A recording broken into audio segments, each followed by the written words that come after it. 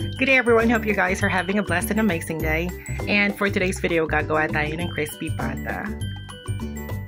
Konti lang po ang ating ingredients at ang ating mga kakailanganin: garlic, onion, pepper, bay leaves or dahon ng laurel, and then yung pata or yung paa ng baboy. One day, nag-ask ako sa anak ko kung ano yung gusto niyang ulamin o yung trip niya. And sabi niya nga crispy pata. Unfortunately, wala kaming available yung time na yon. So, bumili na lang ako. And it cost me like how much? 680 pesos. Maliit lang. Halos actually ganyang kalaki lang nung lulutuin ko ngayon.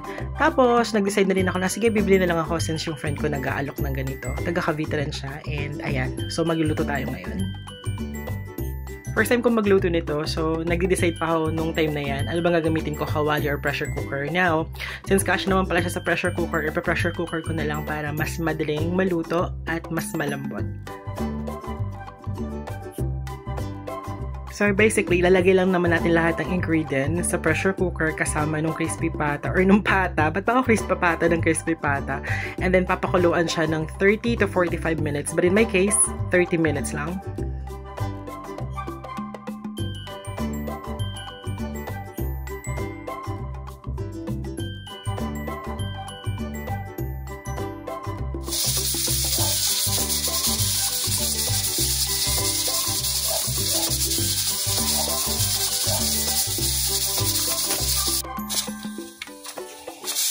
And after 30 minutes, pinasingaw na natin yung pressure cooker. Make sure guys napapasingawin bago buksan para hindi po tayo masabugan. Kitang-kita naman sa video na sobrang lambot niya. Dinadahan-dahan kayo na kasi nga baka maglasog-lasog siya, maghiwa-hiwalay. Sobrang lambot niya talaga at ang bango, grabe. In fact, may mga natanggal na part na dyan. So, hindi ko na lang pinakita kasi nga sobrang lambot niya. 30 minutes pa lang yan . So, start na natin i-fry.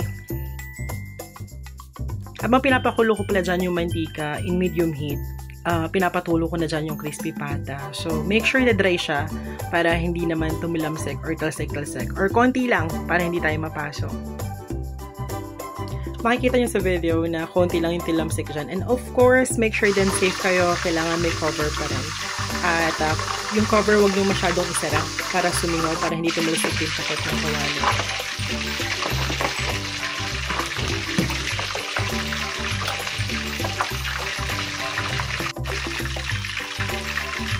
Maririnig din naman guys, no? Konti lang talaga yung talsik. Papakita ko rin sa inyo.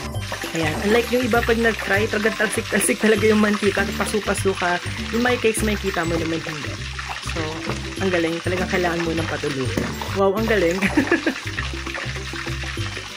Share ko lang. Favorite pala ito ng tatay ko in heaven. So, sa kanya ko nakita ito kung paano gawin. Siya rin nagturo sa akin ng bata pa ako. So, lahat na natutunan ko sa pagluluto dahil sa tatay ko. Siya lahat nagturo sa akin. 10 minutes ko lang naman siya pinrito, baliktaran. So, 5 minutes ulit, 5 minutes ulit. So, ayan na nga yung finished product. Napakasarap, napakalutong. And hope you guys like my video. Please don't forget to like, share, and subscribe.